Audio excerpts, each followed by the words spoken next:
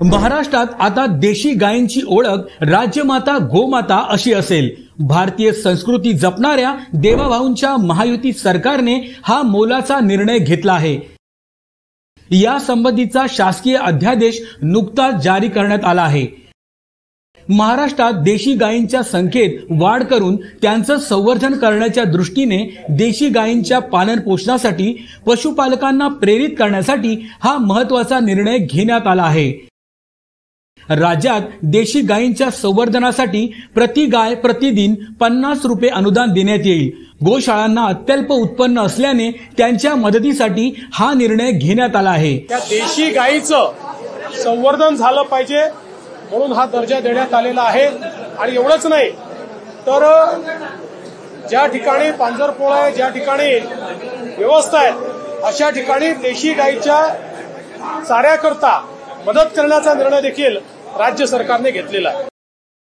या योजनेची अंमलबजावणी ऑनलाईन पद्धतीने केली जाणार आहे। यासाठी राज्यातील प्रत्येक जिल्ह्यात गोशाळा पडताळणी समिती असेल। या निर्णयामुळे गोमातेचं रक्षण होणार आहे। गायीला गोमातेचा दर्जा देण्याची प्रलंबित मागणी महायुती सरकारने पूर्ण केल्याने हिंदुत्ववादी संघटनांनी महायुती सरकारचे आभार मानले आहेत।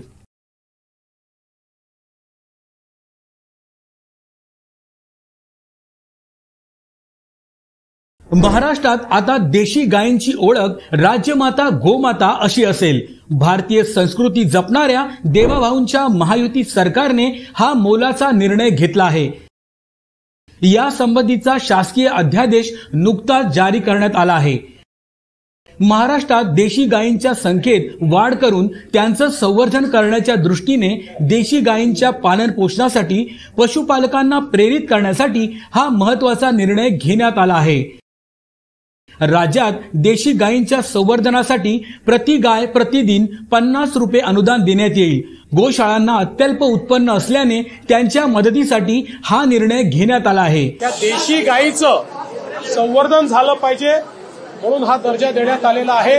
आणि एवढंच नाही तर ज्या ठिकाणी पांजरपोळ आहे, ज्या ठिकाणी व्यवस्था आहे, अशा ठिकाणी देशी गायीच्या चाऱ्याकरता मदत करण्याचा निर्णय देखील राज्य सरकारने घेतलेला आहे। या योजनेची अंमलबजावणी ऑनलाईन पद्धतीने केली जाणार आहे। यासाठी राज्यातील प्रत्येक जिल्ह्यात गोशाळा पडताळणी समिती असेल। या निर्णयामुळे गोमातेचं रक्षण होणार आहे।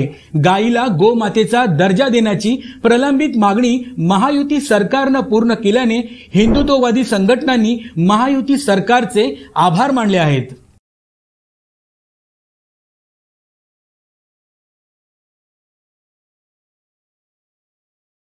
महाराष्ट्रात आता देशी गायींची ओळख राजमाता गोमाता अशी असेल।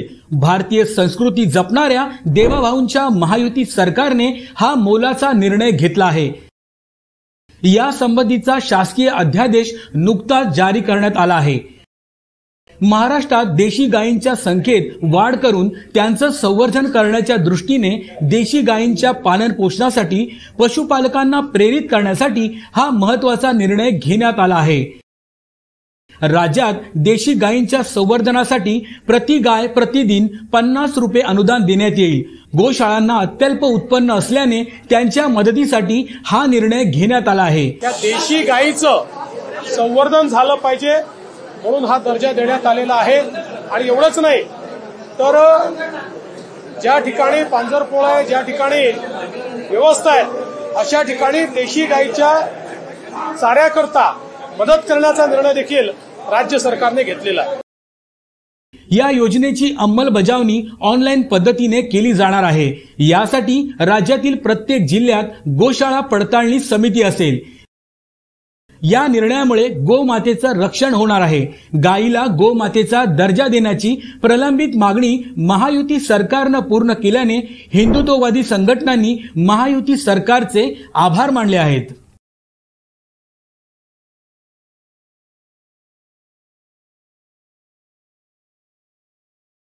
महाराष्ट्रात आता देशी गायींची ओळख राजमाता गोमाता अशी असेल। भारतीय संस्कृती जपणाऱ्या देवाभाऊंच्या महायुती सरकारने हा मोलाचा निर्णय घेतला आहे। यासंबंधीचा शासकीय अध्यादेश नुकताच जारी करण्यात आला आहे। महाराष्ट्रात देशी गायींच्या संख्येत वाढ करून त्यांचं संवर्धन करण्याच्या दृष्टीने देशी गायींच्या पालन पोषणासाठी पशुपालकांना प्रेरित करण्यासाठी हा महत्त्वाचा निर्णय घेण्यात आला आहे। राज्यात देशी गायींच्या संवर्धनासाठी प्रति गाय प्रतिदिन 50 रुपये अनुदान देण्यात येईल। गोशाळांना अत्यल्प उत्पन्न असल्याने